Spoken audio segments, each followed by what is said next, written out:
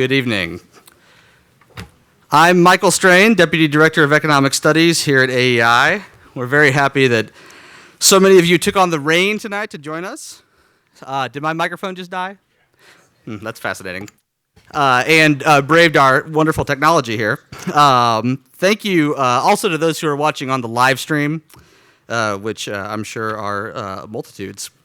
I hope you find it refreshing that tonight we can all take a break from the minute details of public policy to discuss the broader context and bigger picture in which that policy takes place, and most especially why the work that we all do matters at all. Washington think tanks, and especially the economists who work in them, spend many of their days arguing whether a particular elasticity is equal to negative 0.1 or negative 0.2, whether a coefficient is estimated with 2 stars or 3, and topics of similar concern. The bigger picture is often still quite small. We've spent quite a bit of time debating whether 4% growth is possible. We've spent even more time debating whether Donald Trump's America will be tremendous and whether we will be winning again. Which tonight we dramatically broaden the lens. Our subject is whether economic liberty is necessary for individuals to lead truly flourishing lives. To discuss this critically important subject, we rely on some of history's greatest thinkers, interpreted by a distinguished panel of experts. We will learn from Susan Schell how Kant viewed the relationship between economic liberty and human flourishing. We will learn from Yuval Levin how Burke viewed this relationship. From Deirdre McCloskey, we will learn how Marx, and especially how Marxians, misunderstood and misunderstand how economic liberty and human flourishing interact. Tonight's panel is the third such discussion of a 3-part series that the American Enterprise Institute has hosted. Our 2 previous panels examined how Aristotle, Adam Smith, de Tocqueville, Locke and Hobbes, Mill and Rousseau understood the relationship between economic liberty and the flourishing life. You can find links to the previous 2 panels on the webpage for tonight's event, and both links will take you to full video of those panels. Each of our 9 expert panelists has written an essay on which their presentation was based, including the 3 panelists here tonight. AEI will publish all 9 essays together in 1 volume at some point in the future. We are thinking maybe the spring, so probably a year from now. But be on the lookout for that. Now let me introduce our panelists and our moderator. Deirdre McCloskey is Distinguished Professor of Economics and History Emerita, Professor of English Emerita, and Professor of Communication Emerita at the University of Illinois at Chicago. A well-known economist, historian, and rhetorician, she has written 17 books and around 400 scholarly pieces on topics ranging from technical economics and statistical theory to transgender advocacy and the ethics of the bourgeois virtues. Dr. McCloskey's latest book will hit the shelves this coming January. No, April. This coming April?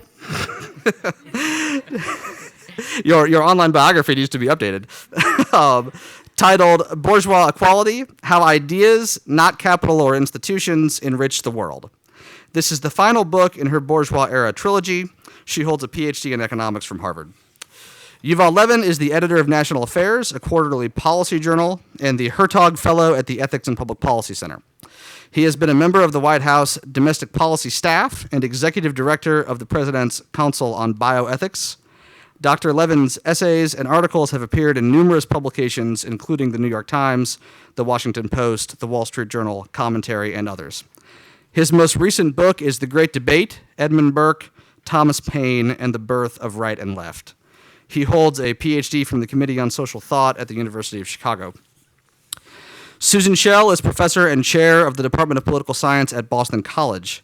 Her books include Kant and the Limits of Autonomy, The Embodiment of Reason, Kant on Generation, Spirit, and Community, and The Rights of Reason, a study of Kant's philosophy and politics. She has written articles on Kant, Rousseau, constitutional theory, and public policy. Dr. Schell has held research fellowships from the National Endowment for the Humanities, the American Council of Learned Societies, and the Radcliffe Institute of Advanced Study. She holds a PhD from Harvard. My colleague Stan Voiger is resident scholar at the American Enterprise Institute and the editor of AEI Economic Perspectives. His research areas are political economy and public finance. Dr. Voiger is a regular contributor to the National Interest and U.S. News and World Report. He serves as a board member of the Altius Society and as the chairman of the Washington chapter of the Netherlands American Foundation. He holds a PhD in economics from Harvard, where he was a teaching fellow at the Harvard Kennedy School. A reminder that video of the full panel will be available tomorrow and thereafter at www.ai.org/events. Please share that webpage and please share the video widely.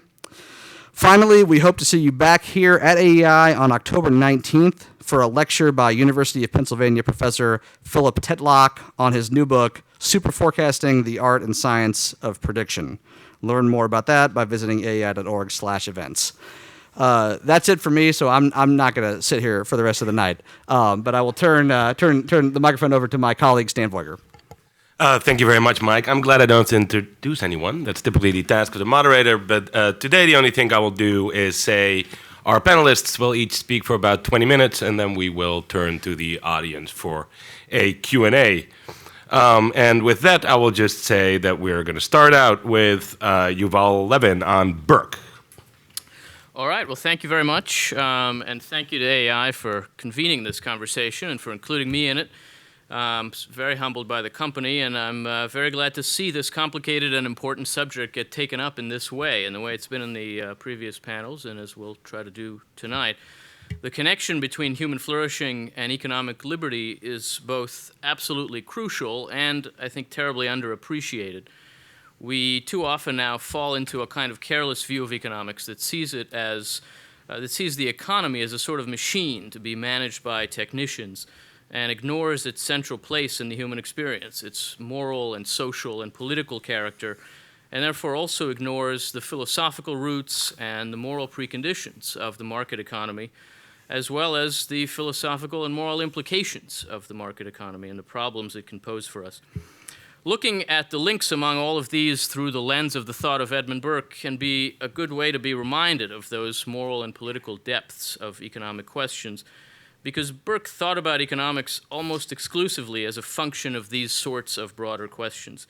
He thought about political economy as one single whole, and thought about it in some ways that can inform our contemporary understanding, particularly because he arrived, by the end of his life, at an argument for the market economy that we would find quite familiar, but which he reached by some much less familiar paths. Burke was not an economist, of course, and more importantly, he was a great critic of technical and what we would call now technocratic ways of thinking about the lives of societies. And so his economic thought presents itself as a kind of critique of a lot of what now passes for economic thinking. The mechanistic understanding of the modern economy would be anathema to his way of thinking about society. For him, economic life was best understood from the bottom up. The power of markets was that they enabled decisions to be made close to the ground, and so aggregated society's knowledge in much the same way that some of our other core social institutions can do. He tended to think about economic relations in the way that he thought about other social relations, as something interpersonal that happens in those middle layers of society that were so important to Burke. That's still true to an extent, but it isn't always true. And as we think about the relevance of Burke's economic thinking to our own time, we should also think about what has changed and what that might mean, especially in terms of the scale of our economic life and how it differed from what he looked at and took to be political economy. I'll try to do that briefly at the end of these short remarks. The key to Burke's economics, I think, as to a lot of the rest of his social and political thinking, was his sense of the deep complexity of society, which was absolutely central to the arguments that Burke made about both liberty and human flourishing, and central as well to his stout opposition in what would have to strike us now as very modern terms to government intervention in economic exchange. So let me unpack a little bit of that, with the caveat that in the short time that we have, I'll have to do this rather quickly and in shorthand, rushing over a lot of territory that requires really more careful investigation. I will say, for those of you who want a deeper dive, that both the longer paper that I'll do for the book that Mike mentioned, and the book I wrote last year get into this much more deeply, but I'd especially recommend to you another book which really surveys the academic terrain on this subject in a magisterial way, a book called The Political Economy of Edmund Burke, published in 1994 by the late Francis Canavan, who was one of the great Burke scholars of the 20th century. I would add one of the most remarkable human beings that I've had the privilege to know. If he were alive, he would be here, and you would have a much better presentation. But I'll do what I can as a pale substitute. So let me try. At first glance, Edmund Burke's case for the commercial society has to strike us as a kind of tragic case. He recognizes the downsides and the dark sides of the emerging market economy, but argues that the alternatives would be worse, even or especially for the people who are most disadvantaged in commercial societies. In the Reflections on the Revolution in France, when he takes up the economic complaints of the revolutionaries and of their supporters in Britain, Burke takes note of what he calls, quote, the innumerable servile, degrading, unseemly, unmanly, and often most unwholesome and pestiferous occupations to which by the social economy so many wretches are inevitably doomed, end quote.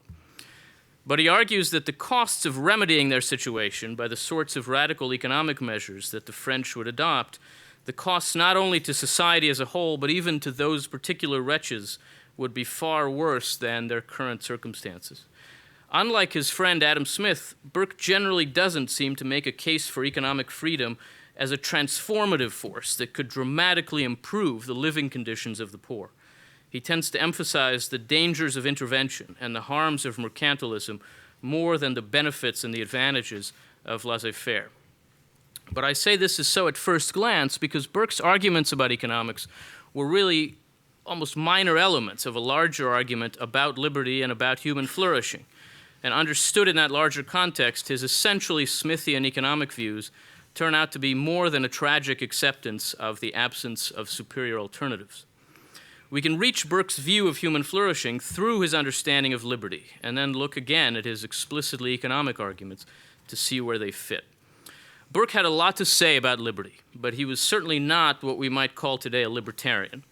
In fact, he is moved to articulate his vision of human liberty exactly in opposition to a highly individualist, choice-centered understanding of what freedom entails and enables.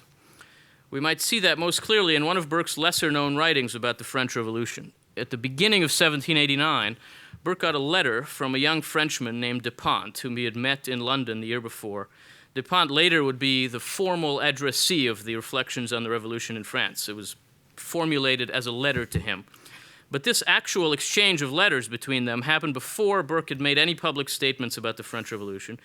And Dupont, in his letter, was clearly expecting praise for the French Revolution and an affirmative answer to his question about whether the revolution might not be, in fact, the perfect example of liberty in action. What he actually got, of course, was decidedly not an affirmative answer. The French surely deserve liberty, Burke wrote in his letter to Dupont, but they've mistaken the meaning of the term. True liberty, quote, is not solitary, unconnected, individual, selfish liberty, as if every man was to regulate the whole of his conduct by his own will. The liberty I mean is social freedom. It is that state of things in which liberty is assured by the equality of restraint. This kind of liberty is indeed but another name for justice, ascertained by wise laws and secured by well-constructed institutions, end quote. Burke suggests that radical individualism is something like the opposite of justice, and in that sense the opposite also of genuine liberty, and argues that freedom is a function of social relations and is obtained by equal self-restraint in a successful regime.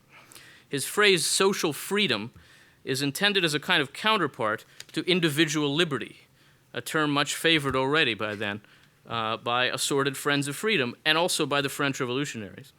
And he argues that such social freedom, or liberty properly understood, is in fact the deepest source of Britain's strength.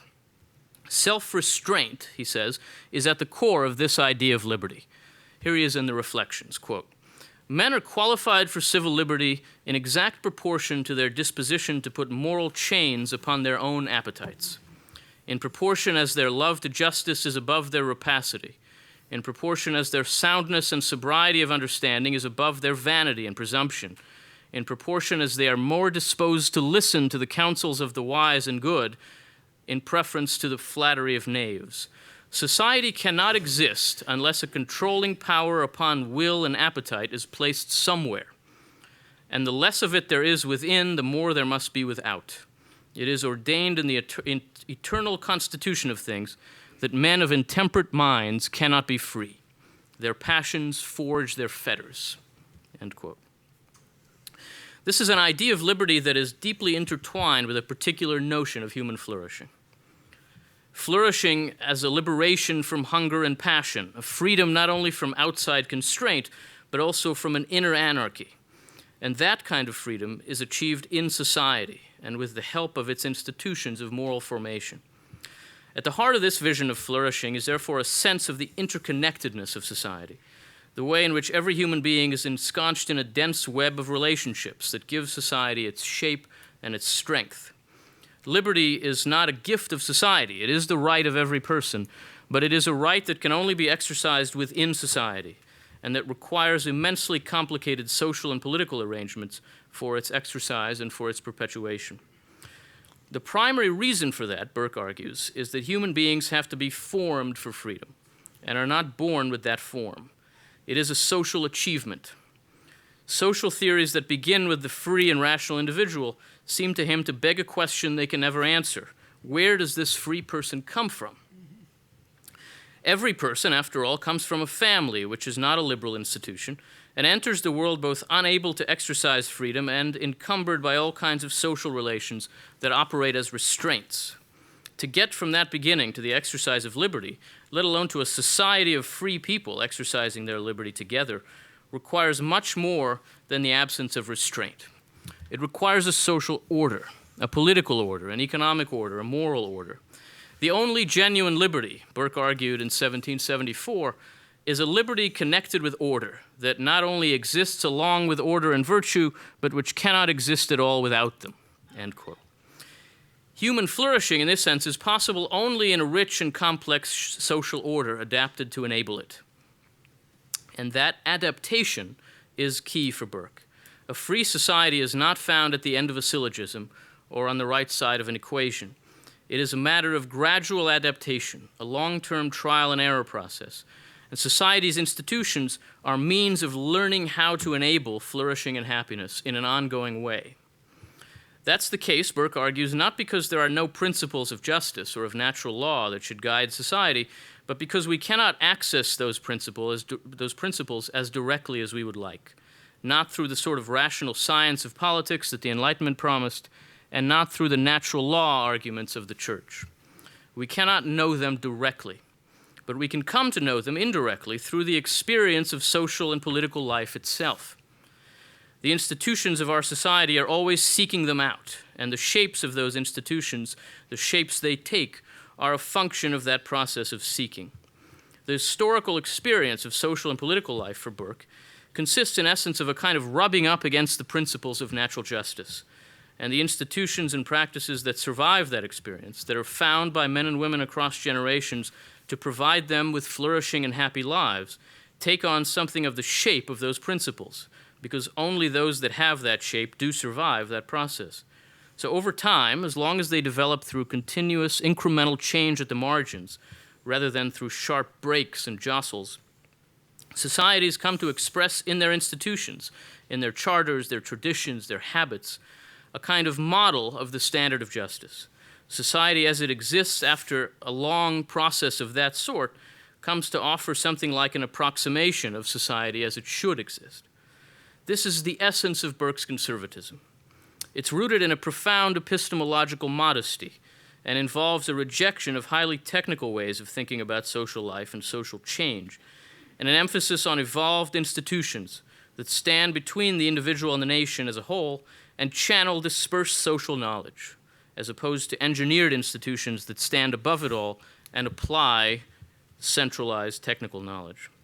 Those kinds of social institutions and that mode of social change make possible the balance of order and freedom that allows for genuine human liberty and therefore for human flourishing. And here we can turn back to end with Burke's economics. Burke's tragic view of the benefits of capitalism is fundamentally a rejection of the alternatives, which even in his time involved technocratic attempts to manage social relations in ways that seemed to him likely only to make things worse for human flourishing. But in that rejection is an affirmation of an alternative understanding of human flourishing, an alternative to technocratic liberalism. We can see this most clearly in Burke's most extended discussion of economics. In the last years of his life, he became deeply involved in a debate about a proposal in Parliament to manage the wages of farm workers, basically something like a minimum wage for agricultural laborers, very roughly. He was a staunch opponent of this idea, and he put his reasons in writing in the form of a kind of memo to the Prime Minister, which was actually delivered to the Prime Minister and later published only posthumously as Thoughts and Details on Scarcity. He opens with the defense of the contract as a means of balancing interests without coercion. The proposed legislation to control wages, he says, is premised on the notion that a contract between an employer and an employee involves the former abusing the latter. But in fact, the nature of contracts involves finding an arrangement that reconciles different interests. Critics of free contracts, Burke calls them zealots of the sect of regulation, think they know the interests of contracting parties better than the parties and can improve the outcome by various kinds of blunt interventions. And these sorts of what he calls jerks of authority from above are generally well-intentioned, Burke says. They're driven by a desire to equalize unequal conditions. But the nature of a free economy means that this kind of egalitarianism generally has disastrous consequences. Burke writes, "A perfect equality will indeed be produced, that is to say, equal want, equal wretchedness, equal beggary, and on the part of the partitioners, a woeful, helpless, desperate disappointment. It just won't work. The contract can achieve what legislators can't. And the same is true of the capacity of markets to arrive at prices and to balance supply with demand. They work by channeling vast amounts of knowledge in ways adapted to the structure of life of their society. And so for him, markets are examples of evolved institutions, and their critics evince a faith in rational control that is not only implausible, but ultimately dangerous to society." This Burkean case for a free economy as an essential component of a genuinely free society is rooted in a view of human flourishing that emphasizes the moral preconditions for freedom in a complicated, layered society. It proceeds from a profound modesty about what we can know and advances a model of gradual, incremental change through bottom-up trial and error at the margins. It is also, I would hasten to say in closing, that it is also the product of observing the emergence of a commercial society in Britain, but not yet the emergence of the industrial economy, with its mass scale and its enormous transformative, even revolutionary social consequences. Burke's capitalism is part of his fundamentally social conservatism, but it is so in part because he did not expect the market economy to overturn the social order. He saw it rather as an embodiment of the social order. Things didn't always turn out that way in the centuries that follow, of course. And so while the route that Burke took to his defense of the market economy is very instructive for us, especially because it gets near the root of his case for tradition as a means of change and adaptation, it doesn't simply make Burke a capitalist in our modern terms. He was a traditionalist and valued markets for their embodiment of a certain kind of traditional approach to social change. That made him a friend of markets to the extent that they support and uphold the complex social order that enables human flourishing. And they surely do that to a very great extent, but never perfectly. And it's precisely the friends of markets in Burke's sort of way who should today be the most willing to acknowledge that and to seek for ways to address it, but ways that themselves partake of great humility about what human knowledge and human power can actually achieve for the sake of liberty and of human flourishing. Thank you.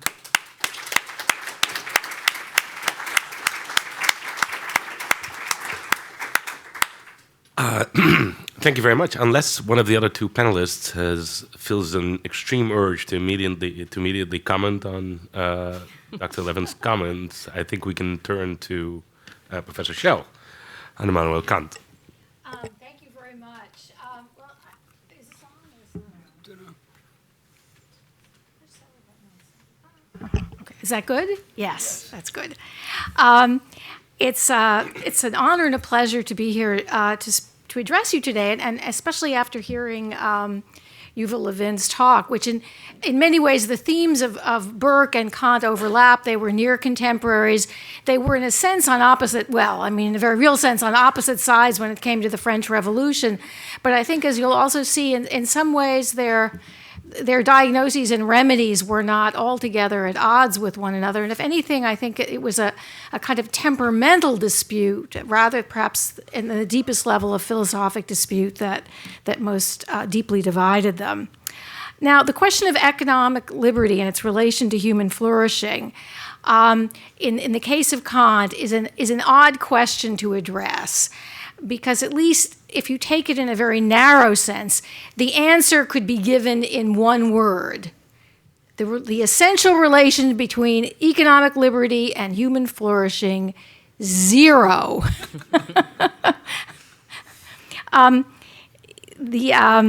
Justice, and that he meant, in a way, free market justice, as Kant famously and even notoriously put it, has nothing to do with the end that human beings have by nature, the end of achieving happiness. And it's our failure to understand this point, he went on to say, that opens the floodgates to paternalism and tyranny. On the other hand, if one understands flourishing in a somewhat wider sense, larger sense, than material well-being, Kant does have something enlightening to say on this topic, I think perhaps uniquely. The subject is best approached, I think, given the limited time, by consideration of two related topics that he does discuss in some detail: the justice of redistribution on the one hand and the nature of Republican citizenship on the other.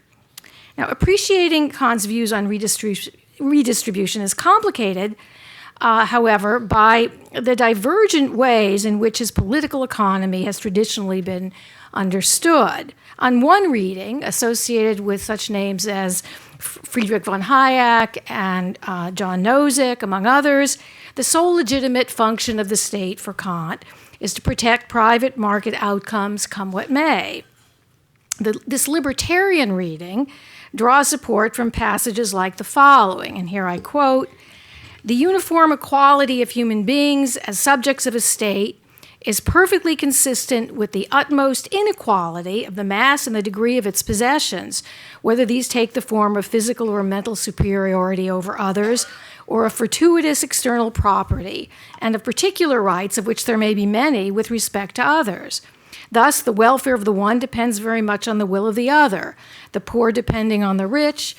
The one must obey the other as the child his parents, or the wife her husband. The one serves the laborer while the other pays. Nevertheless, they are all equal as subjects before the law," unquote. Now, the anti-redistributivist tenor of these remarks is echoed in the introduction to Kant's later and arguably more rigorous doctrine of right, which defines right as an external relation among wills, a relation that not only entirely abstracts from the matter of the will. Kant seems to be just the kind of abstract reasoner that drove Burke crazy, but also ignores the mere needs or wishes of human beings as distinguished from the maximization of individual freedom as such and for its own sake.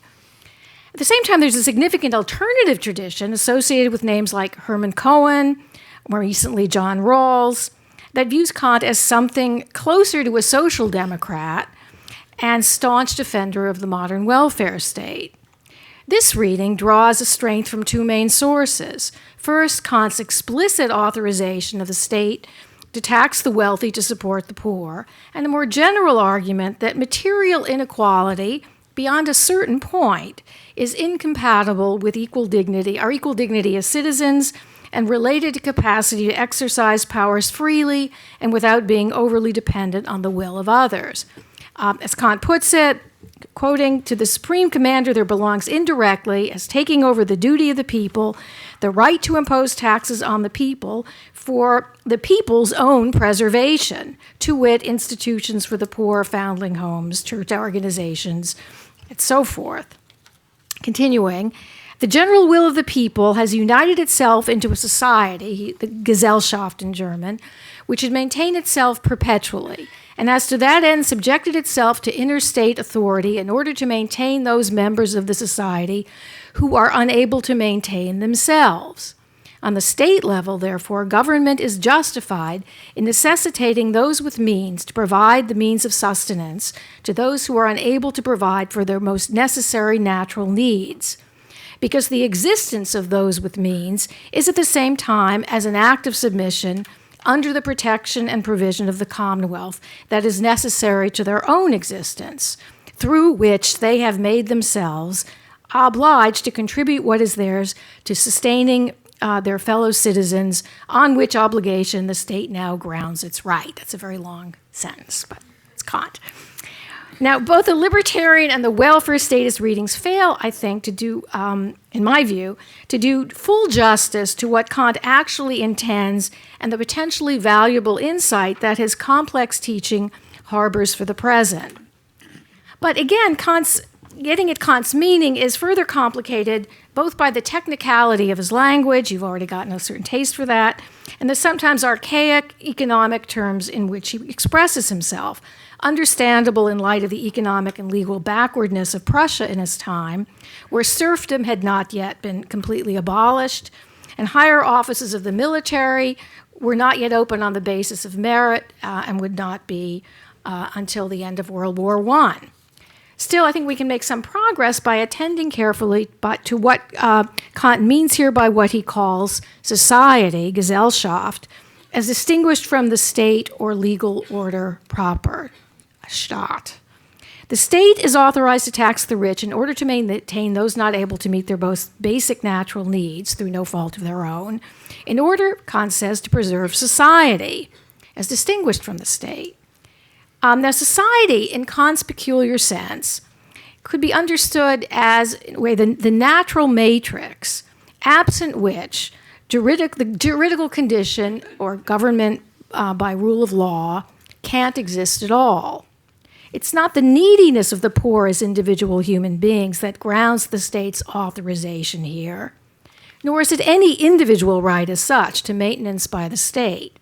It is founded rather in the participation of everyone in a community on whose continual existence all depend, and from which each draws his or her own status as not just an individual, as if we remained in a state of nature, but also as member of a people or a nation. It's not merely that if the people disappears through disease or if people just decide to stop procreating, there can't be a state, and hence no protection of property. It's rather that the people, or alternatively society, represents, for Kant, the entire range of sub-political interaction, including but not limited to the exchanges of the marketplace, not altogether different from what Burke means by society, oddly enough, by and through which property in the broadest sense is acquired, accumulated, and transmitted. Civil society, in this peculiar sense, both produces and depends on a social and moral capital whose maintenance may at times require state support, or what is sometimes called a safety net, not only for the sake of needy individuals, but also, and really mainly, because at some primal level, we're all in this together. We're a nation, or collectively speaking, we're nothing. At the same time, Kant is also at pains to add that such relief should not become, quote, a means of acquisition for lazy human beings, unquote. Kant's concern is not only that the government not there become, quote, an unjust burden on the people, or on taxpayers generally, it is also that the state should not inadvertently perpetuate a state of civil immaturity on the part of the needy themselves. In short, he envisions something like our own idea of welfare reform avant la lettre. This brings me to a second and more awkward subject, namely Kant's treatment of citizenship. One of Kant's most disturbing juridical claims for modern ears lies in his distinction between active and passive citizens, only the former of whom may vote or otherwise actively participate in managing state affairs. Kant's derivation of the state's law-giving authority from the united will of all the people and related identification of the essence of citizenship with law-giving makes the distinction here all the more puzzling. Now, the puzzlement can be partly allayed if you take into account the political and historical context and the fact, in particular, that Kant's categories of active and passive citizenship are lifted almost literally from the French Constitution of 1791, following the recommendations of Abbé Sieyès. In adopting these categories, as Kant's contemporary audience would surely have recognized, Kant was also laying down a kind of political marker in favor of the French constitutional moderates and against radicals like Robespierre, who were closely identified with the cause of universal suffrage. To call for universal suffrage in such a context would be close to an endorsement of the terror that had quickly followed Robespierre's rise. Now, the essential attribute of a citizen, according to Kant, is threefold. One, freedom in the sense of obeying no law other than one to which one has in principle consented.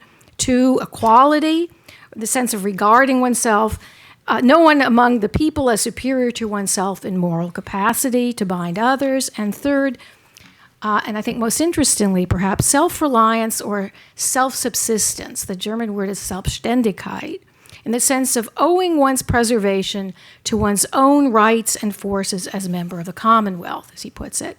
Now, by self-subsistence or Selbstständigkeit, Kant means not just independence in a narrow sense, or of a sort that might apply to savages or hermits, but rather a state of being able to thank for one's existence, as he puts it, one's own rights and forces as member of the Commonwealth, which the term in German is Gemeindewesen, rather than depending for this on the choices of another.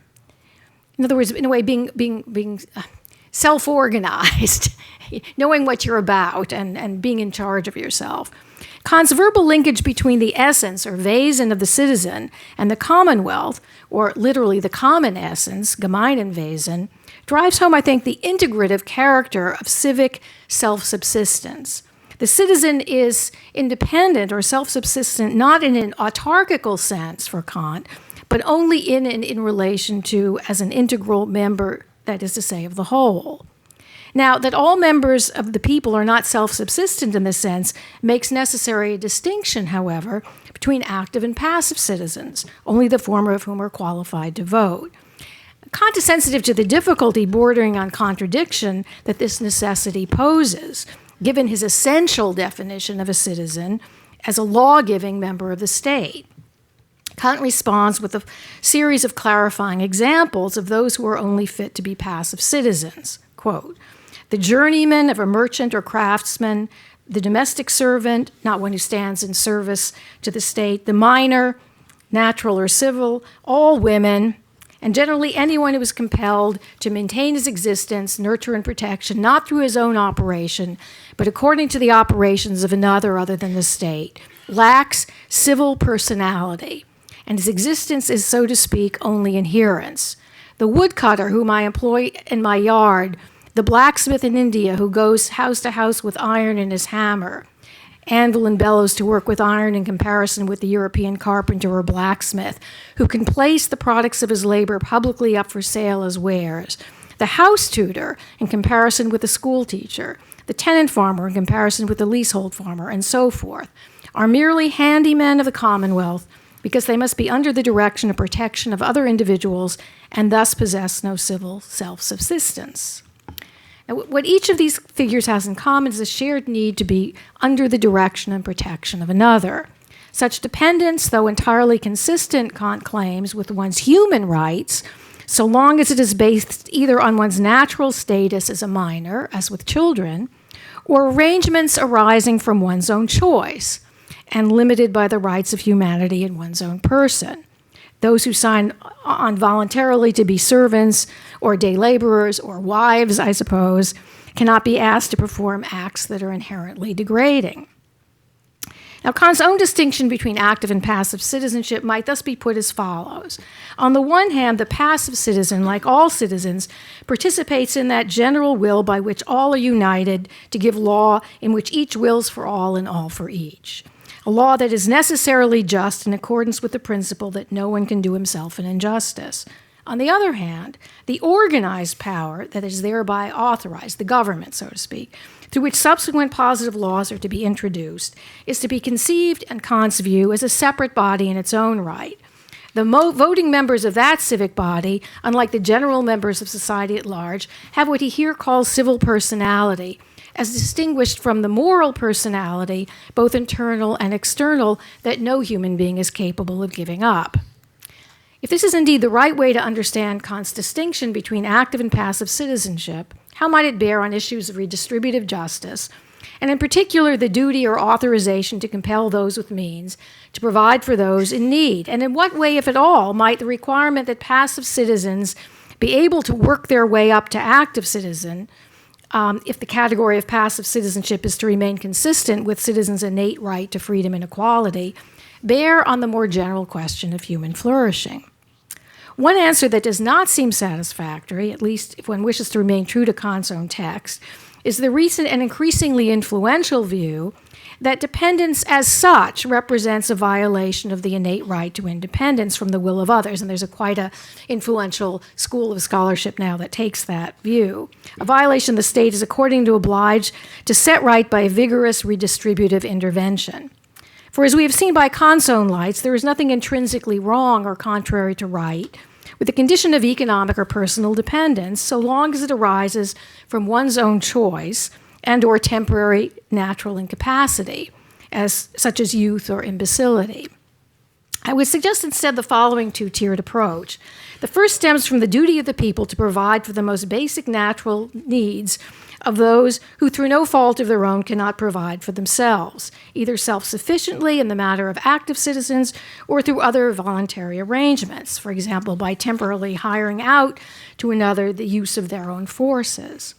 Such provision might be likened to other policies with redistributive implications that Kant defends on similar grounds.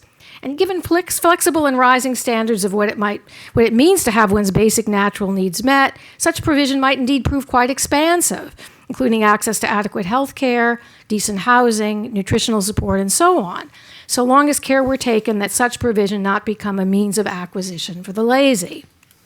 The second basis for redistributive policy stems from the requirement that nothing prevent passive citizens from working their way up to active status. On a minimalist reading, to be sure, this would require no more than that there be no legal bar to such advancement as still existed in contemporary Prussia. But that Kant himself had something more robust in mind is suggested by his frequent flirtations with the idea of universal state-supported education, a policy that had in principle, if not in practice, been in place in Prussia since the early 18th century. That children had a right to education, a right directed in the first instance against their parents, Kant had no doubt, and it seemed reasonable to assume that he would have urged, in cases in which parents could not fulfill this obligation, that the state make it available either indirectly or directly.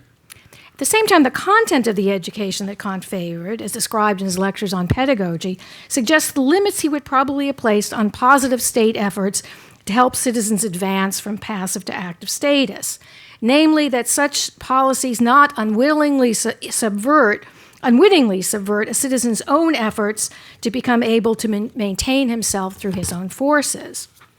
A final suggestion. Kant may well have conceived of passive citizenship as a useful form of civic and moral education, at least potentially, particularly for those without access to the sort of ideal youthful education that he favored. This may indeed have been true for Kant himself, who served as a house tutor, and therefore, by his own lights, a passive citizen, till the age of 31, remaining on excellent terms with one of the families for the rest of his life. It is arguably by serving in such posts that Kant, himself from a modest artisanal background, acquired the urbanity and other social skills that won him the title elegant master when he began to lecture at the university in 1755, where he would not assume a regular post for another 15 years. Indeed, as Kant elsewhere insists, true maturity, both civil and moral, rarely occurs before the age of 40, then the need for a prolonged state of civil apprenticeship may be unavoidable, whatever one's actual material means. Think Paris Hilton, and I don't mean the hotel. If this suggestion has merit, passive citizenship in an extended sense might have its own necessary uses, especially given the imperfect state of education. Abraham Lincoln may have had something similar in mind when he hoped that employees who made up the ranks of what was then called free labor might at some point in their lives have the opportunity to work for themselves, at some point, but not immediately. And that aspiration lives on in the dream, not only American, of being one's own boss, a status not generally thought inconsistent with starting out as an employee under the direction and management of others. I'm far from urging that we revert to the sort of limited suffrage embraced by Kant, French moderates like Sieyès, and the framers of the U.S. Constitution. Still, the remarkably low voting rate among those who lack self-subsistence in a roughly Kantian sense might give one pause.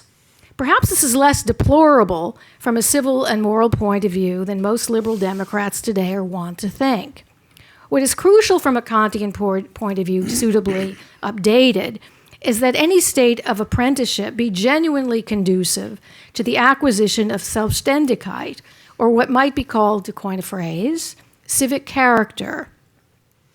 In sum, economic freedom of some sort is warranted from Kant's point of view, both as just in itself and as a likely source of ever greater national wealth and individual material flourishing. At the same time, it cannot be said to make a true contribution to human flourishing unless it also gives rise to a community of self-subsistent citizens capable of genuine self-government, something not likely to happen on his account spontaneously or without the right legal and political framework, along with the active engagement of figures like Kant or Lincoln. Without that additional, intentionally guided civic component, material progress, as he famously puts it, would amount to nothing more than a glittering misery. Thank you.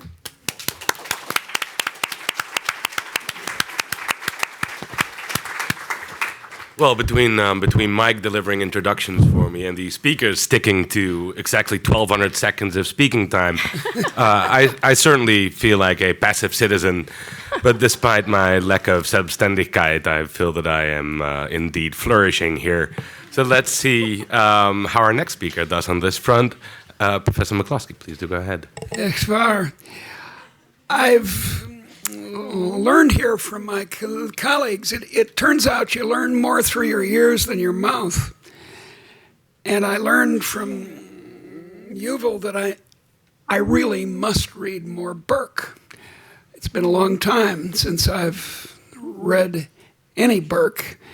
And I discover from Yuval, which idiotically I didn't realize, that Burke makes the case that I make in my book appearing, I emphasize, in April,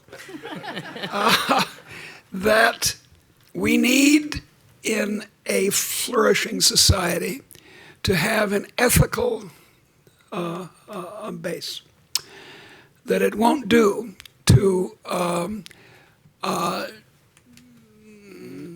wave at the economy as my colleagues in Chicago School Economics do, and I'm a Chicago School economist, and say, oh, don't worry, greed is good. Greed isn't good.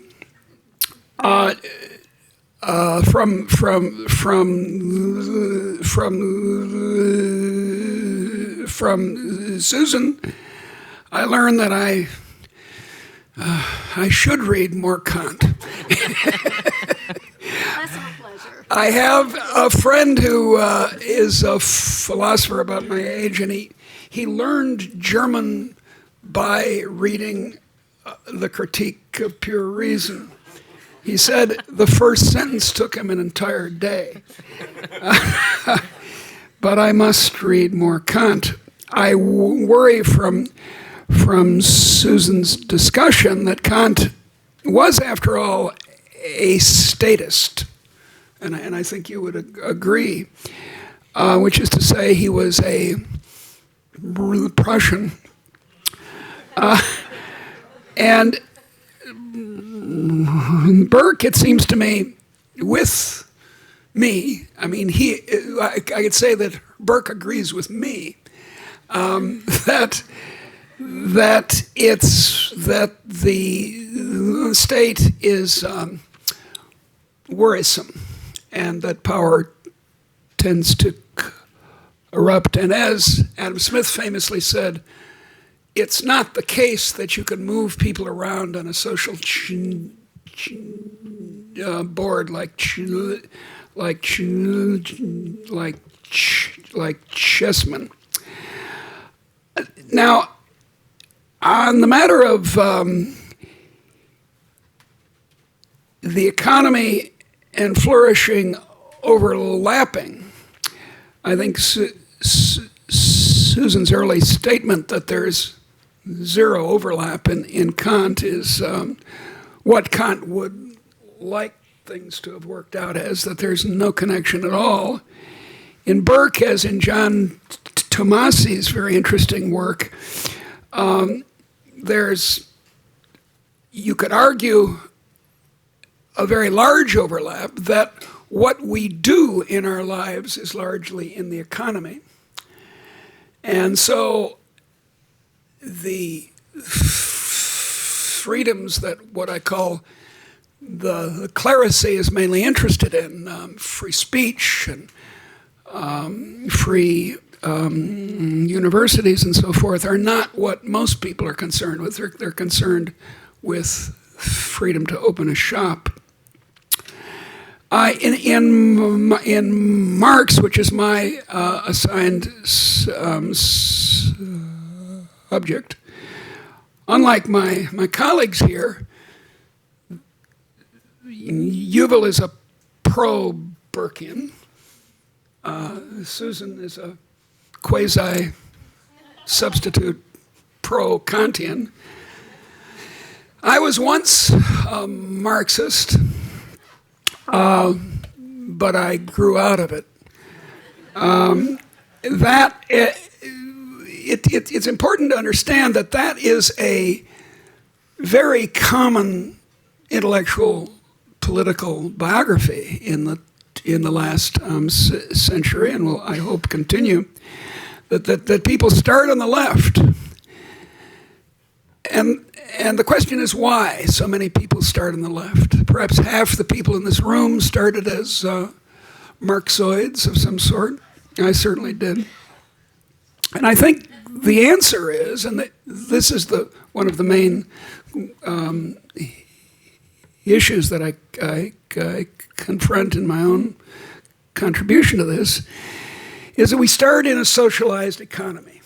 We start in families, which both Burke and Kant in their different ways were very interested in, and Marx was much less so. We start in families, and families are socialistic organizations. You may have noticed in your own family. Mom is the central planner. Income descends. If you're not, I always found that my students who came from farms or from other enterprises in which they worked, like a shop, a family shop, were very aware of where income came from. They understood it didn't come from daddy or mommy at the office, mysteriously.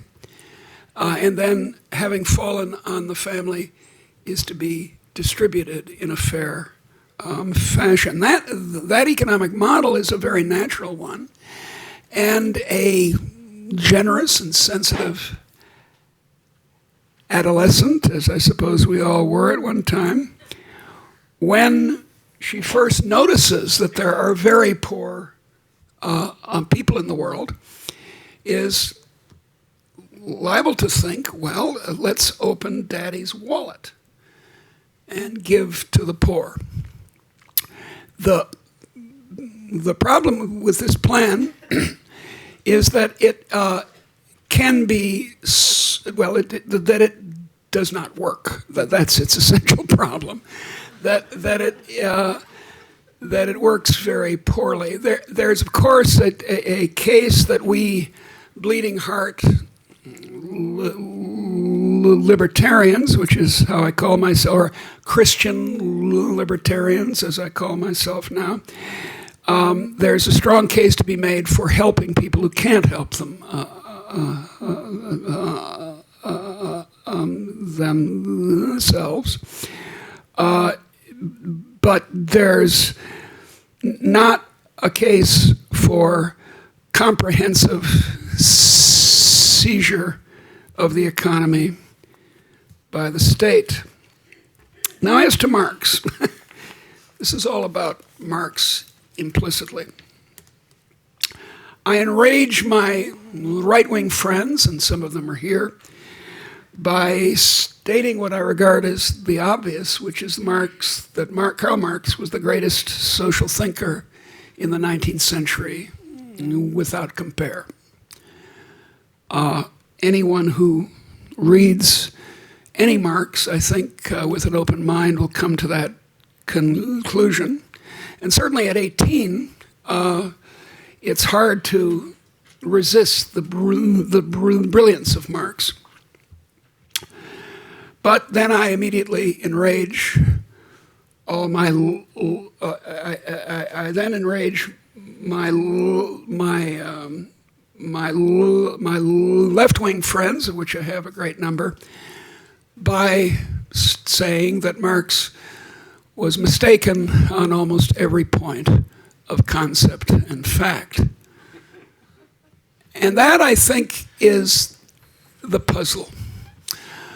One has very intelligent friends who resist what seems to me as an economist and an economic historian to be the obvious truth that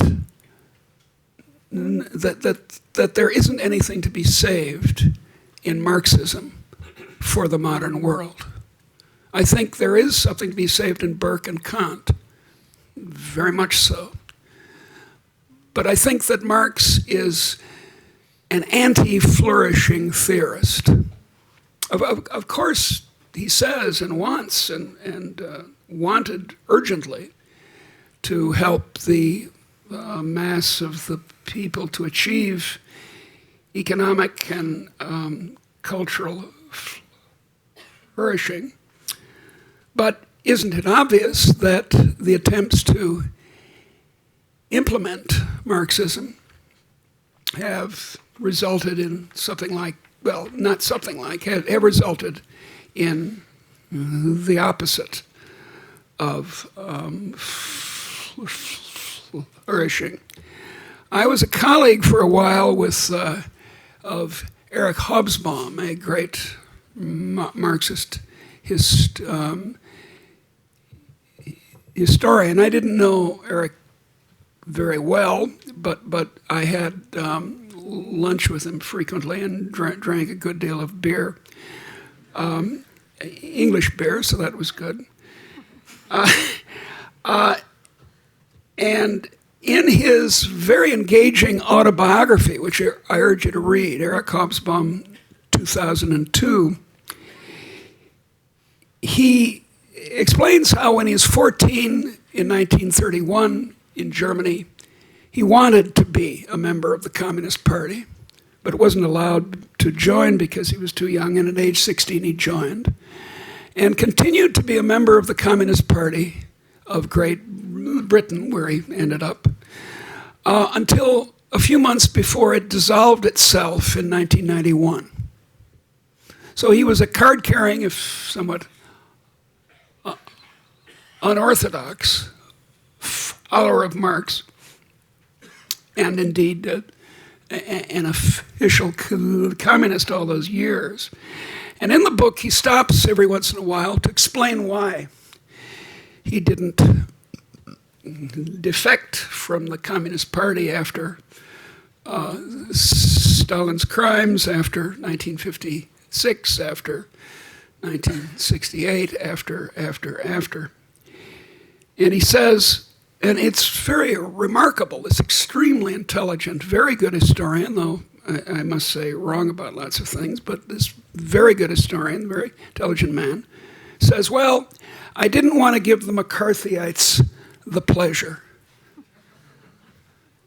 And that shows that what I said before is right, that we acquire our political ideas often too early and keep them without examination too long. The intelligent boy or girl at 14, like me, boy or girl, I emphasize, finds Prince Kropotkin's Mutual Aid in the local Carnegie Library in Wakefield, Massachusetts, and becomes a left-wing anarchist for a year or so, and then sticks with that. It's rather similar to what the intelligent adolescent, intellectual adolescent, as most of the people in this room have been, decides at age 14 about religion. It's mainly men who do this, boys who do this, will say, it's all baloney, and I don't believe in God. What a lot of nonsense. And then out of the mouth of that same person 50 years later, you find the same sort of 14-year-old scorning of Christianity or Islam or whatever it is. So I'm disturbed by this, and I've been disturbed by it for about 45 years. It keeps disturbing me. I've spent much of my scholarly life arguing against some conservatives and many of my friends on the left, trying to get them to take economics seriously. An instructive example of the problem that I've faced all these years is an excellent, the vocabulary, the argument of an excellent book in 2008 by a young historian, Eric Milans, Marxist historian, The Origins of Capitalism and the Rise of the West. The historical and economic tale that Milans tells, and it's a very scholarly and well-argued book, goes like this. The relations of production enable capitalists to extract surplus value from the working class. The unequal bargaining power of workers drives down wages. Such an exploitation of wage labor leads to endless profits enlarged by imperialist exploitation. Trade is commonly unequal exchange and results in an unfavorable balance of trade between the core and the colonized periphery. The profits thus achieved involve a ceaseless, endless accumulation of capital, which is peculiar to capitalism. Almost all the words that I've just read are meaningless as economics or as history. That's my belief. It's not just a belief. I've argued it a great deal. So that's the puzzle I present to you. Marx, well, for a long time I was saying Marx asked the right questions but gave the wrong answers. That was in generous acknowledgement to my friends on the left. But I'm beginning to think that he didn't even ask the right questions. And he certainly didn't give the right answers, whereas Kant and Burke, I've been persuaded this evening, have a lot to learn from. Thank you.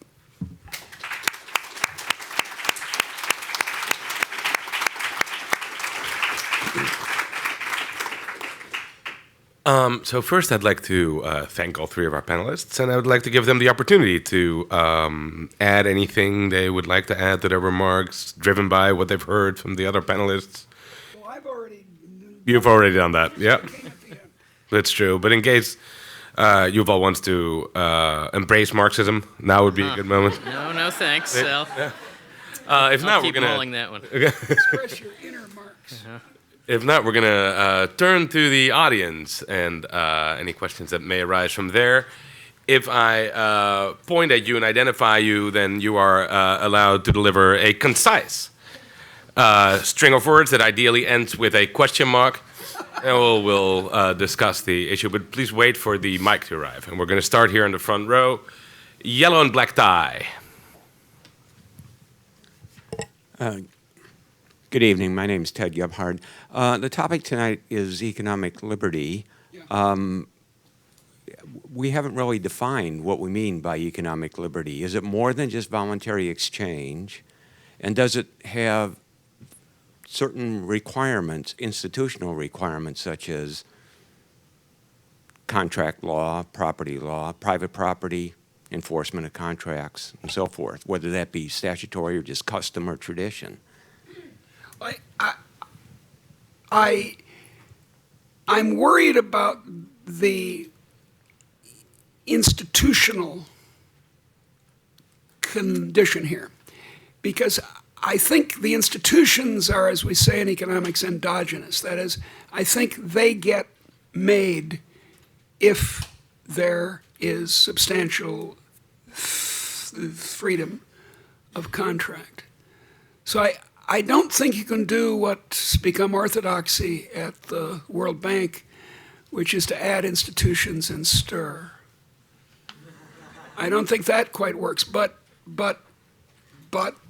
you need, I think, on the contrary, I think you need an ethical commitment to contract laws, so to speak. Any thoughts on that? I guess maybe I'll speak up on behalf of Kant, at least for purposes of this evening. Kant has a rather complicated attitude to the question of what comes first, culture or moral formation and law. And in a certain sense, law is absolutely foundational. If you don't have protective laws, it's a back and forth.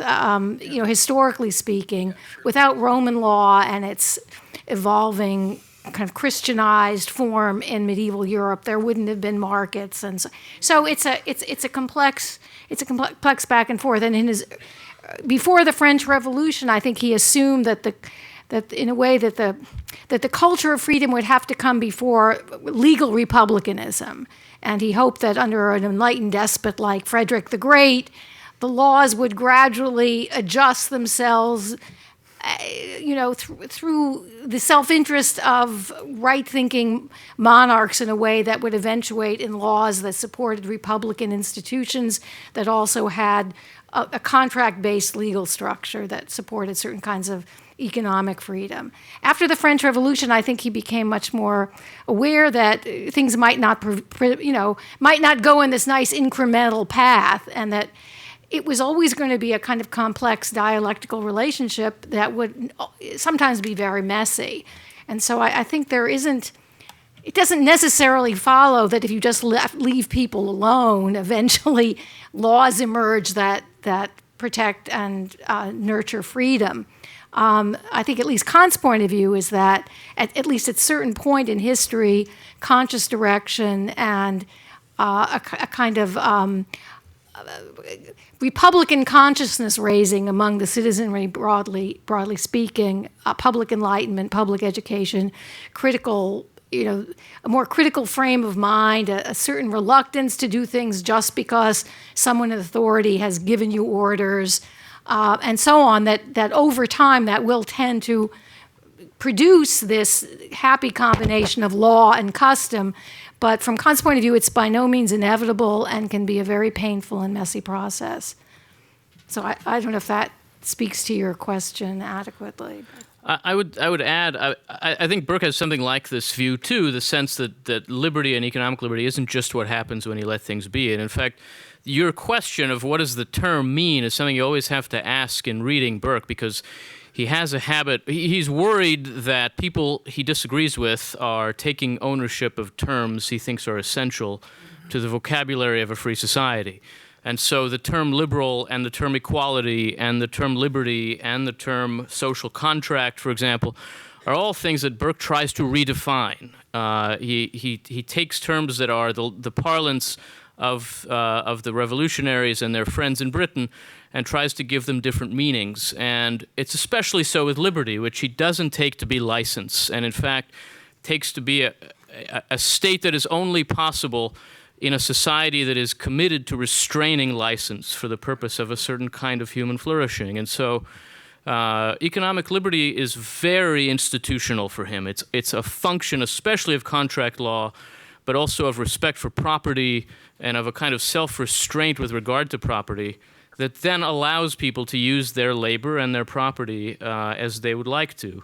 But getting to this point where you're allowed to do what you want requires an enormous amount of institution building and especially norm and habit building that he thinks that the more radical Whigs he was arguing with take for granted. They just assume that, and then they say, how do we solve the problems of that? Well, let's throw it out and start over. And again he tells them, you can't throw that out. That's the only reason we can even have this argument without killing each other.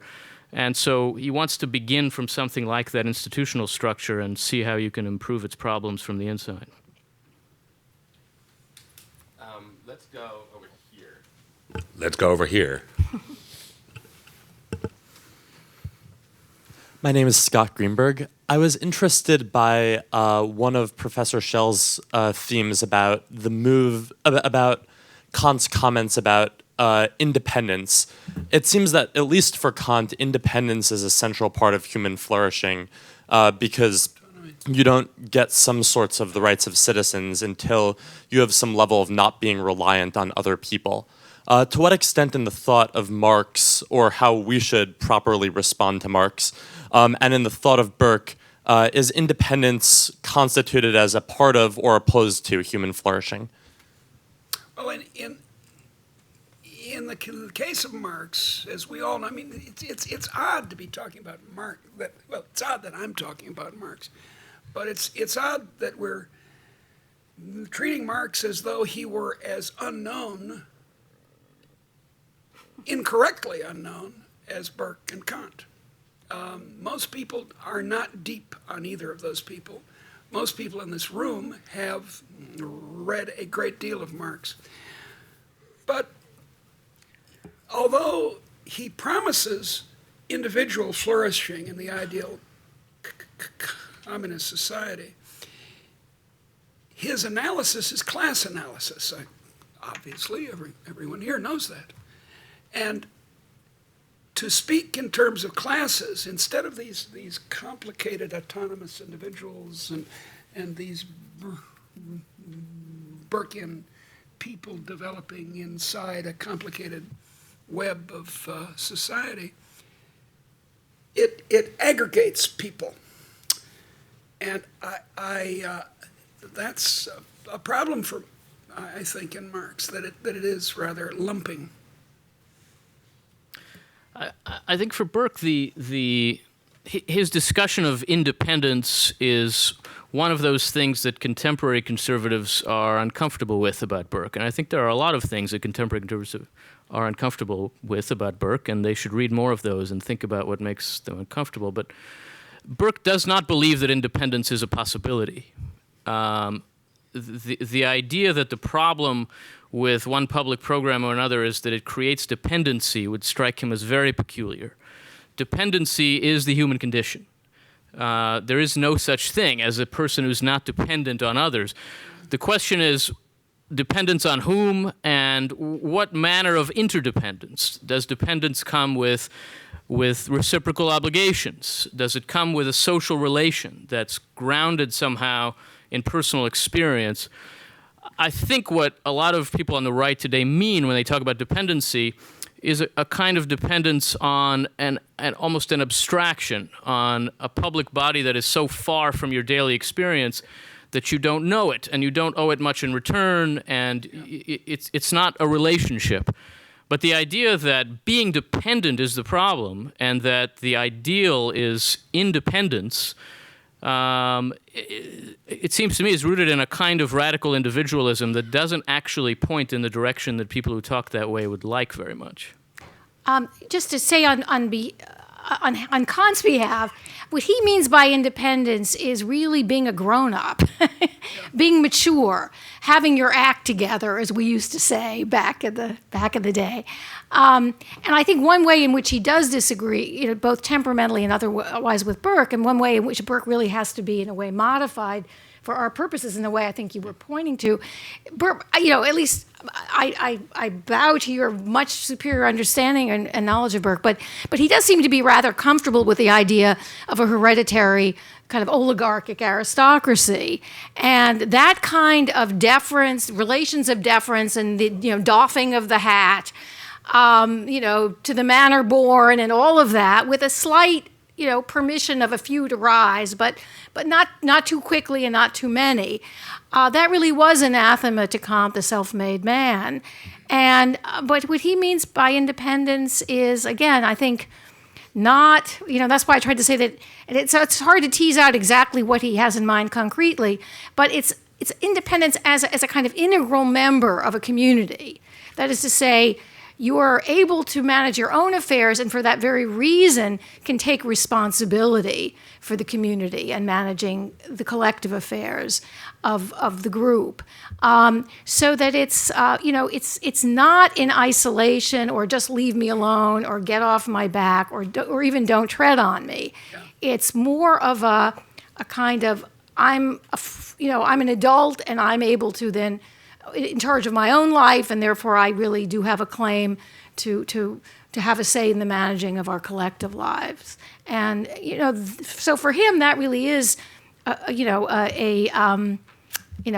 key ingredient, at least of one very high level of human flourishing. Which isn't to say that everyone is necessarily going to, rise to that particular level. But there shouldn't be any arbitrary or artificial obstacles to taking that kind of command of your own powers. And there's something, I think, attractive in contemporary terms about that idea. This woman here had her hand up a long time ago. Here, right up front. Yeah. By the way, if your questions continue to be of sufficient quality, we can go until 7:15, I am told. Thank you. I just wonder, when we are teaching children about economics, and if we are living in a society or within a family, I think we are all messed up. I think independence really doesn't mean you have to be just living outside by yourself. I think it's contradictory to the scale of the economy in one sense, and also for productivity. And I think for Chicago school, I'm thinking that a privatization is terribly wrong, because it somehow mess up with the private sector, the business running with the privatization, which are totally two different concepts. So I just wonder, if we are talking about the society to be a better society, I don't know why somebody have to label communism is a crime. And now some American will say socialist is not tolerable. I just wonder who really propaganda of this sort of idea without allowing individuals to flourish their thinking. I'm not sure what the question is, but my question is, they are some kind of contradictory in the definition, in the thinking, or how do they label independence, or how do they label productivity? We have a mass incarceration, which is totally is opposite to our productivity concept. And I think whether Chicago school or Harvard school, I don't think they really separate the real concept right.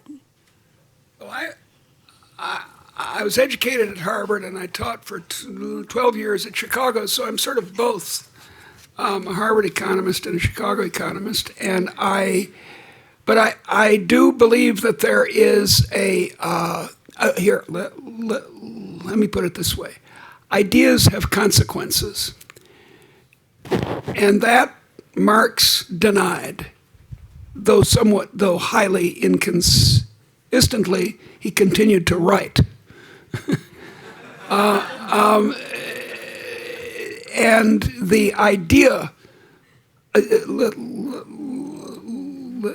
me put it this way. The two worst ideas of many bad ideas that European intellectuals had in the 19th century were nationalism and socialism. And if you think those are good ideas, you're going to like National Socialism. Let's go all the way to the back. Hi, I'm Sarah Gustafson. I work at the AI Ideas blog, and I also have a bit of a training in Cambridge intellectual history, so I'm very glad you're all here. I guess I'm going to play devil's advocate a bit and play off Professor McCloskey's comment about there being nothing to be saved in Marx. Marx was one of many reactions to and responses to the social question. Is there anything to be saved in Robert Owen and Saint-Simon and Fourier and many of the other people who experimented with organization as a way to promote human flourishing? Well, you know, I of course agree that kindly organizations that take account of the autonomy, as Kant would say, or the freedom and dignity of individuals is how we want to organize. We want to organize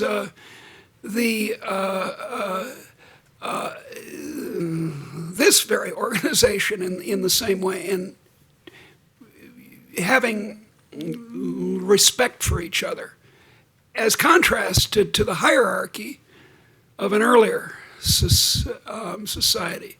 So you're quite right. These socialist ideas of the early 19th century were reactions to, it's complicated, but they were against hierarchy. But the problem is that they instituted hierarchy. That's the central problem of Marxism. That what Marx promised was that we would play the cello in the morning and go to work for a few hours in the afternoon. That vision is being achieved slowly in our world, not through the abolition of private property, but for its use in encouraging human creativity. So I think the socialist vision, Robert Owen, who is a sweet man in every way, even, was a catastrophe. From Amazon, I think we've learned that we've certainly accomplished the art critic in the evening part. Cello in the morning, we're not ready for yet, I think. No fish left. So we can't go Fish in the afternoon, yeah, we're not there yet. Let's go over here. Yeah, that's right. It's fishing with the word. How do Marx, Burke, and Kant define human flourishing? Is it material welfare, serving the common good, doing God's will? Well, that's another great question definition. I would say that Burke, in this sense, is an Aristotelian. Not simply. If we want to think about Burke in the categories of political philosophers, he's an Aristotelian who then was reshaped by Adam Smith. The most formative book of Burke's youth was certainly Smith's Theory of Moral Sentiments, as he himself said many times. And he took that book to be in conversation with Aristotle's Ethics about human flourishing. I think Smith intended it that way, though he did. I'm absolutely sure of it. It's written in a way that certainly suggests that. And Burke surely read it that way. He wasn't the only one. And in that sense, he had a kind of working definition of human flourishing, which is rooted in a notion of happiness that isn't simple, and that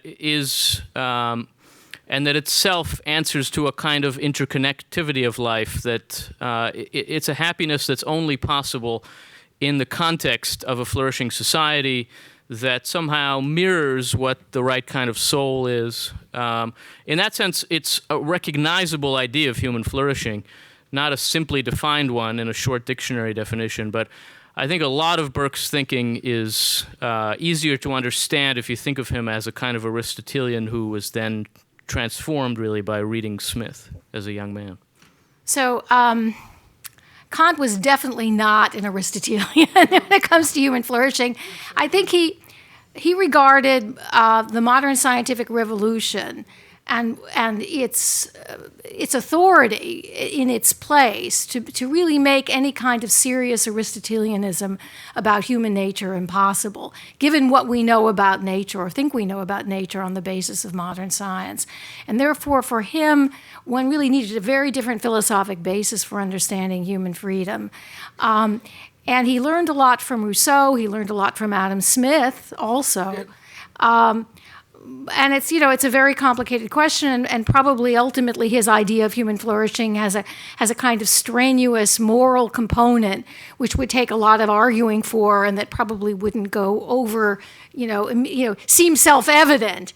But I think at the level of political organization and economic organization, he had a notion of civic flourishing, which is really quite congenial and commonsensical, and it has to do with the capacity for self-government and a capacity for dealing responsibly with both in one's own life dealings and with one's larger community, and also a kind of commitment to again, this seems very familiar to us, to developing one's talents, both for oneself and for the larger community, and a kind of assumption that if one develops one's own talents and goes about it honestly and industriously, that will be of benefit to others as well. So it's in some ways it's a very familiar, almost Benjamin Franklin-like idea of human flourishing, maybe without the kind of glint of cynicism one sometimes thinks one might see in Benjamin Franklin. In some ways, he's I think Abraham Lincoln's idea of human flourishing may capture to some extent the civic dimension of Kantian flourishing. Adam Smith was a virtue ethicist, I think, very fundamentally, and therefore Aristotelian. And what that means is that you attend to particular virtues. You don't seek the good, and you don't seek utility, and you don't seek the categorical imperative either. You seek prudence and temperance and courage and justice, the four cardinal virtues of the classical world, and love, in Smith's case, human love. And those are virtues, not emotions. Those are virtues to be pursued and to be cultivated. And you judge societies and human flourishing by how well those named virtues, each of which has a vast library of human experience behind it, how well those are achieved. I think what this and Smith offered for Burke was an answer to the question of how you can be an Aristotelian in a modern society. That is, Aristotle would have his ethics enforced by social institutions, by public institutions, and wouldn't draw a distinction really between the state and society. And Burke finds in Smith a way to allow society to implicitly enforce a kind of commitment to these virtues without requiring legal coercion. And so, in a way, it enables you to have a kind of modern virtue ethics. I think it's ultimately, therefore, not exactly virtue ethics, but it allows for the same idea of human flourishing to exist in a society that doesn't have to have a common public answer to the question of the good, and therefore to individual questions of behavior and family life and the kinds of moral questions that we continue to wrestle with. I think Burke accepted that there would not be national answers to these questions in the kind of society that he was coming to live in.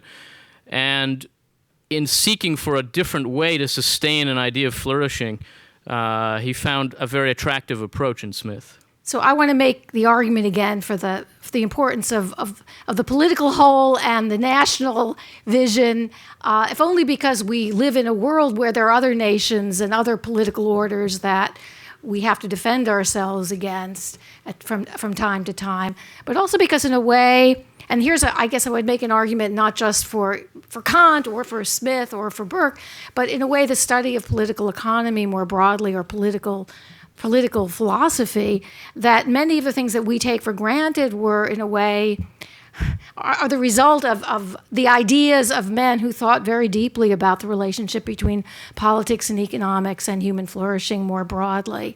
And it's not only that they tell us about these things, but that when you read them, you see to what extent our way of life has already been shaped by their ideas, and that they aren't inevitable, and that therefore human decisions and human choices make a difference. It's not just all process.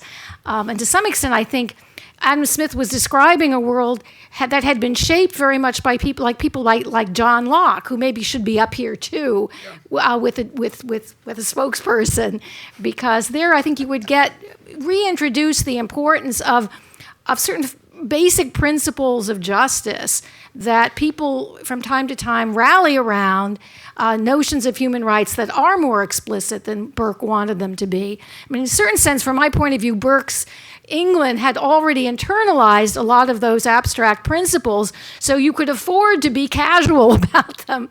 But in other societies where those haven't been internalized, it may have to be stated much more openly and forcefully, and that's in a way what Kant had to do in Prussia. And in a way, that's what our own tradition called for, and certainly the American tradition has been much more one of explicitly laying down principles like the Declaration of Independence and not waiting for them simply to emerge organically. John Locke was represented on the second panel of our Glad series. to hear it. The video is available on our website. He also had a number of appearances on the TV show Lost. Here in the middle. Here in the middle, please. Yeah.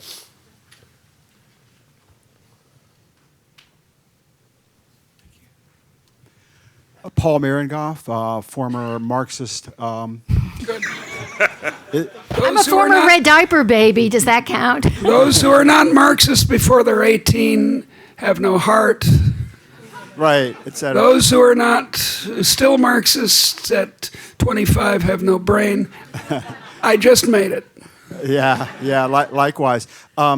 Isn't a lot of the appeal of Marxism to the young his ability to take all these Burkean webs and little platoons, which don't seem all that attractive necessarily when you're that young, and tell us that this is just a passing phase, that we will inevitably move past that, that's right. and we will have no class, the government will wither away, and we'll have a kind of flourishing that is so abstract, but certainly outside of all of these market forces, which to a young person, an intellectual, can seem rather daunting and not terribly desirable. Yeah, that's right. I have a Marxist friend whom I love and admire very much, and he says to me, "I hate the market." And I say, "Jack, you love to shop for antiques. Your house is filled with antiques, and you shop in the market." And he says, "I don't care. I hate the market." And there's a there's a simplification. That's why I found Prince Kropotkin and anarchism sweet anarchism so attractive. But then what happens, and here I would quarrel, I think, with Susan, but not quarrel, it's not quite the word, but Take issue. discourse Yes, with take issue. Take issue with Susan. I think to impose rules, and I guess I'd also take issue with Yuval too, to impose rules in the form of ready-made institutions has worked rather poorly. What does work is words and ideas. What does work is the idea of Kantian autonomy, Burkean evolved institutions as an idea, and that all men and women, dear, are created equal, is a powerful thought. And so it's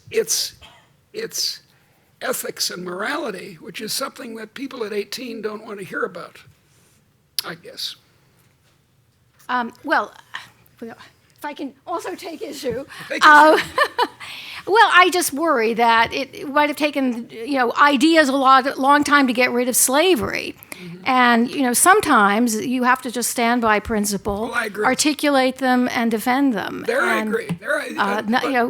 So sometimes it doesn't just percolate. It took the violence of state action to abolish slavery. I absolutely agree, and I approve of it. But the idea was what was startlingly parallel to the rise of the middle class in England and then the United States in the late 18th century. It was ideas that drove the I history. absolutely I think agree. we agree. Yeah, absolutely agree. The emancipation of the serfs in Russia was not just suddenly a policy idea that some guy got in St. Petersburg. It was an idea. Ultimately, it was. Right. Ultimately, it grew in Russian society, didn't it? Yeah, but in order to actually have effect in the world, it did have to become what we would call a policy idea eventually. It had to be institutionalized eventually. But that's why I say, and this goes back to this man's first question, I say that you can't add institutions and stir. You can't start at the other end. You've got to. This is you spoke of Abraham Lincoln in the first Lincoln-Douglas debate in Quincy, Illinois, or somewhere. I think it was Quincy. He said, "You can't do anything without public opinion on your side. With public opinion, you can do all kinds of things. The Russian Revolution, for example, to take a terrible example. Without it, you can't do anything." So ideas, public opinion, the ethical rhetoric of our societies is where the action is. Yeah, but I guess my point was that sometimes they'll have to be stated as clear principles and not merely left vague and ambiguous. I agree. And That's so our job. Yeah. On the issue of why Marxism is so, attractive, and having been there myself, and actually, my mother, my sainted mother was a member herself at one point. It's very seductive to have a key to everything. That's right. And I think sometimes, you'll forgive me for saying it, there's a certain kind of very narrow libertarianism that can look a little bit like that too. Yeah, you're right. Like the key to with the keys to the universe. Yeah. And when you're 14, that's extremely seductive. Oh, boy. Whether it's Marx or Ayn Rand, there's a similar Absolutely. kind of draw. And I think one of the real attractions of Burke is the reminder of how complex life is, and there's just no getting away from that. But, to read Burke with college students is to discover that he's not as satisfying as I think. To just old say are you? it's really complicated, it's not really where they want to be. But it's so great.